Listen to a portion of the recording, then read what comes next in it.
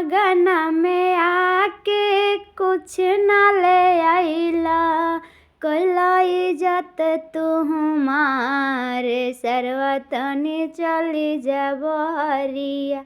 रोवताड़े भैया हमारे सरवा तनी चली जा बहरिया।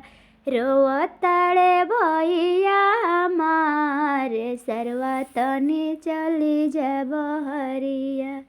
कहले रहला कूलर लाई संगे फिरी जाओ लाई बहो, ए सरवा कुछो ना ले आइला, दिहला इज्जत बुढ़ाई हो।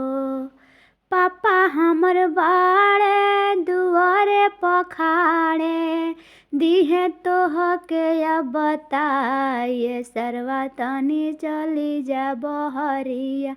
आवताड़े भैया हमारे सरवा तनी चली जा बहरिया।